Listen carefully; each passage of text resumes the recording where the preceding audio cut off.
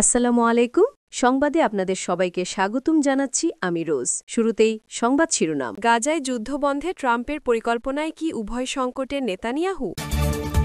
ইসরায়েলের বাধা সত্ত্বেও গাজার দিকে যাচ্ছে ত্রাণবাহী ৩০ নৌযান। সমুদ্র ফ্লোটিলায় ইসরায়েলি বাধা, কড়া বার্তা মালয়েশিয়ার প্রধানমন্ত্রীর। ফ্লোটিলা থেকে সবশেষ অবস্থা জানালেন শহীদুল আলম।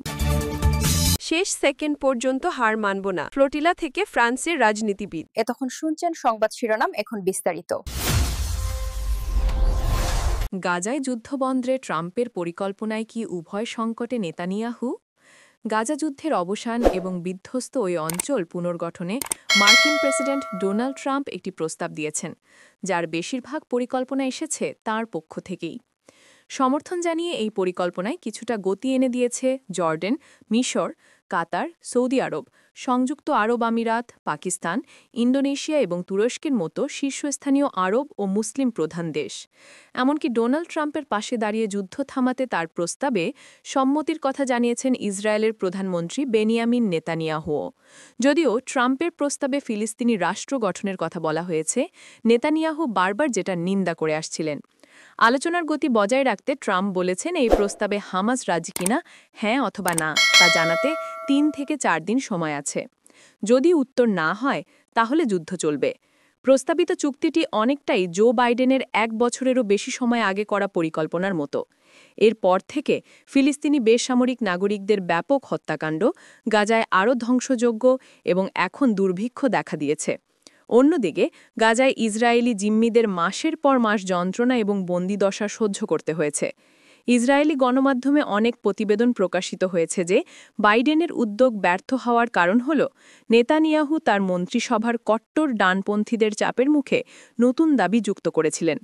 এত কিছুর পরেও যুদ্ধবন্ধে ট্রাম্পের পরিকল্পনা প্রস্তাব একটি উল্লেখযোগ্য মুহূর্ত। প্রথমবারের মতো ডোনাল্ড ট্রাম্প যুদ্ধ শেষ করার জন্য ইসরায়েলের ওপর চাপ সৃষ্টি করছেন। দ্বিতীয়বার ক্ষমতায় এসে ডোনাল্ড ট্রাম্প নিজেকে এমন একজন নেতা হিসেবে গড়ে তুলেছেন যার সামনে না বলা কঠিন। তাই কেউ চায় না যে ইউক্রেনের রাষ্ট্রপতি ভলোদিমির জেলেনস্কি ফেব্রুয়ারিতে ওভাল অফিসে ট্রাম্পের সাথে দ্বিমত পোষণ করে যেরকম পরিস্থিতির শিকার হয়েছিলেন তেমন কিছুর মুখোমুখি হতে।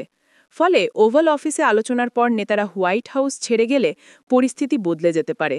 যেমন ট্রাম্পের প্রস্তাবের একটি অংশ ছিল যে ইসরায়েলের পাশে একটি স্বাধীন ফিলিস্তিনি রাষ্ট্র বা ২ রাষ্ট্র সমাধান, যেটি যুক্তরাজ্য এবং অন্যান্য পশ্চিমা দেশগুলিও সমর্থন করে। সম্প্রতি ফিলিস্তিনকে স্বীকৃতি দিয়ে সে ধারণার পুনর্জীবিত করার চেষ্টাও করেছে। ইসরায়েলের বাধা সত্ত্বেও গাজার দিকে যাচ্ছে ত্রাণবাহী ৩০ নৌযান। ইসরায়েলের বাধা সত্ত্বেও ফিলিস্তিনের গাজার দিকে এগিয়ে যাচ্ছে গ্লোবাল সুমুদ ফ্লোটিলার ত্রাণবাহী ৩০টি নৌযান। উপত্যকাটি থেকে মাত্র ৮৫ কিলোমিটার দূরে রয়েছে নৌযানগুলো। সামাজিক যোগাযোগ মাধ্যম টেলিগ্রামে গ্লোবাল সুমুদ ফ্লোটিলার পক্ষ থেকে এ তথ্য জানানো হয়েছে। গাজা থেকে ১২৯ কিলোমিটার দূরে ভূমধ্য সাগরে থাকা অবস্থায় বুধবার রাতে ফ্লোটিলায় বাধা দেয় ইসরায়েলি সেনাবাহিনী। তাদের অন্তত ৮টি নৌকা থামিয়ে দেওয়া হয়। সেগুলো হল দেইর ইয়াসিন, হিউগা, স্পেক্টার, আদারা, আলমা, সিরিয়াস, আরোরা ও গ্র্যান্ডি ব্লু। তবে রয়টার্সের খবরে ১৩টি নৌযান থামিয়ে দেওয়ার তথ্য উল্লেখ করা হয়েছে। নৌযানগুলো থেকে বেশ কয়েকজন অধিকার কর্মীকে আটক করে ইসরায়েলি সেনারা। তাদের মধ্যে সুইডিশ অধিকার কর্মী গ্রেটা থুনবার্গও রয়েছেন। ইসরায়েলি পররাষ্ট্র মন্ত্রণালয়ের পক্ষ থেকে বলা হয়, হামাস সুমুদ ফ্লোটিলার কয়েকটি নৌযান নিরাপদে থামিয়ে দেওয়া হয়েছে। আরোহীদের ইসরায়েলের একটি বন্দরে নেওয়া হচ্ছে। গ্রেটা ও তার বন্ধুরা নিরাপদ ও সুস্থ আছেন। গ্লোবাল সুমুদ ফ্লোটিলা সমুদ্রপথে গাজায় ত্রাণ নিয়ে যাওয়ার একটি বৈশ্বিক প্রচেষ্টা। এই নৌবহরে রয়েছে ৪০টিরও বেশি বেসামরিক নৌযান।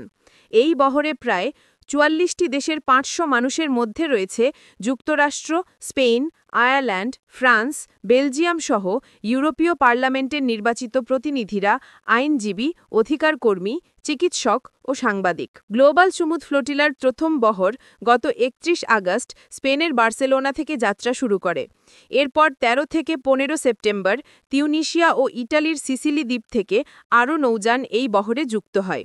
এছাড়া গ্রিসের সাইরাস দ্বীপ থেকে পরবর্তী সময়ে আরও কিছু নৌযান ত্রাণ নিয়ে বহরে যুক্ত হয়। বর্তমানে বহরটিতে 40টিরও বেশি নৌযান রয়েছে। এই নৌবহরের ফিলিস্তিনি সংগঠন হামাসের সঙ্গে সম্পর্ক রয়েছে বলে শুরু থেকেই দাবি করে আসছে ইসরায়েল, যদিও এর পক্ষে কোনো প্রমাণ দেখাতে পারেনি তারা।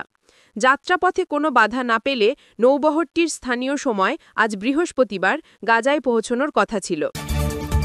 সমুদ্র ফ্লোটিলায় ইসরায়েলি বাধা, কড়া বার্তা মালয়েশিয়ার প্রধানমন্ত্রীর। ফিলিস্তিনের গাজামুখী ত্রাণবাহী নৌবহর গ্লোবাল সমুদ্র ফ্লোটিলায় ইসরায়েলি হামলা ও স্বেচ্ছাসেবক সহ বেশ কয়েকটি জাহাজ আটকের ঘটনায় তীব্র নিন্দা জানিয়েছে মালয়েশিয়ার প্রধানমন্ত্রী আনোয়ার ইব্রাহিম। বৃহস্পতিবার সামাজিক যোগাযোগ মাধ্যম ফেসবুকে তিনি এ নিন্দা জানান। ফেসবুক পোস্টে তিনি লেখেন, গ্লোবাল সমুদ্র ফ্লোটিলার ওপর ইসরায়েলের বাধা দেওয়ার তীব্র নিন্দা জানাচ্ছি। এই জাহাজগুলোতে নিরস্ত্র বেসামরিক নাগরিক এবং গাজার জন্য জীবন রক্ষাকারী মানবিক সহায়তা নিয়ে যাওয়া হচ্ছিল, কিন্তু তাদেরকে বাধা দেওয়া হয়েছে। তিনি লেখেন, একটি মানবিক মিশনকে বাধা দিয়ে ইসরায়েল কেবল ফিলিস্তিনি জনগণের অধিকারের প্রতিই নয়, বরং বিশ্বের বিবেকের প্রতিও চরম অবজ্ঞা প্রদর্শন করেছে। এই ফ্লোটিলা সংহতি, সহানুভূতি এবং অবরুদ্ধ মানুষদের জন্য আশার প্রতীক ছিল। মালয়েশিয়ার প্রধানমন্ত্রী লেখেন, যতদিন ফিলিস্তিনি জনগণ তাদের মৌলিক অধিকার এবং আকাঙ্ক্ষা থেকে বঞ্চিত থাকবে, মালয়েশিয়া তাদের পাশে থাকবে। ফিলিস্তিনে প্রজন্মের পর প্রজন্ম ধরে চলা অবিচার এবং বঞ্চনার অবসানের দাবিতে আমরা কখনো পিছু হব না। গ্লোবাল সমুদ্র ফ্লোটিলা সমুদ্রপথে গাজায় ত্রাণ নিয়ে যাওয়ার একটি বৈশ্বিক প্রচেষ্টা। এই নৌবহরে রয়েছে 40টির বেশি বেসামরিক নৌযান। এই বহরে প্রায় 44টি দেশের 500 মানুষের মধ্যে রয়েছে যুক্তরাষ্ট্র, স্পেন, আয়ারল্যান্ড, ফ্রান্স, বেলজিয়াম সহ ইউরোপীয় পার্লামেন্টের নির্বাচিত প্রতিনিধিরা, আইনজীবী, অধিকারকর্মী, চিকিৎসক এবং সাংবাদিক। গ্লোবাল সমুদ্র ফ্লোটিলার প্রথম বহর গত 31 আগস্ট বার্সেলোনা থেকে যাত্রা শুরু করে। এরপর 13 থেকে 15 সেপ্টেম্বর তিউনিসিয়া ও ইতালির সিসিলি দ্বীপ থেকে আরও নৌযান এই বহরে যুক্ত হয়। এছাড়া গ্রিসের সাইরাস দ্বীপ থেকে পরবর্তী সময়ে আরও কিছু নৌযান ত্রাণ নিয়ে বহরে যুক্ত হয়। বর্তমানে এই বহরটিতে 40টির বেশি নৌযান রয়েছে। এই নৌবহরের ফিলিস্তিনি সংগঠন হামাসের সঙ্গে সম্পর্ক রয়েছে বলে শুরু থেকেই দাবি করে আসছে ইসরায়েল, যদিও এর পক্ষে কোনো প্রমাণ দেখাতে পারেনি তারা। যাত্রাপথে কোনো বাধা না পেলে নৌবহরটির স্থানীয় সময় আজ সকালে গাজায় পৌঁছানোর কথা ছিল।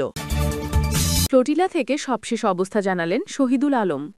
গাজার উদ্দেশ্যে যাত্রা করা নৌবহর গ্লোবাল সমুদ্র ফ্লোটিলা থেকে সবশেষ পরিস্থিতি সম্পর্কে ভিডিও বার্তা দিয়েছেন দ্রিকের ব্যবস্থাপনা পরিচালক ও আলোকচিত্রী শহীদুল আলম। বুধবার 1 অক্টোবর দিবাগত রাতে সামাজিক যোগাযোগ মাধ্যমে এই বার্তা দেন তিনি। শহীদুল আলম জানান, আমরা এখন ঔশানে আছি। এইমাত্র সংবাদ আসলো যে আলমার ওপর আক্রমণ হয়েছে। কিছুক্ষণ পরে সেখান থেকে সিগন্যালে আসা বন্ধ হয়ে যায়।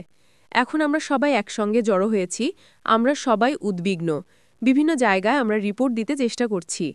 আলমা সবার প্রথমে ছিল। আমাদের জাহাজ সবচেয়ে বড় এবং নৌবহরের শেষের দিকে আছে। কাজে আলমার সঙ্গে যা হচ্ছে সেটা আমাদের ওপর হবে সেটা অনুমান করা যায়। সে কারণে এটা আমাদের জন্য বিশেষ তাৎপর্যপূর্ণ।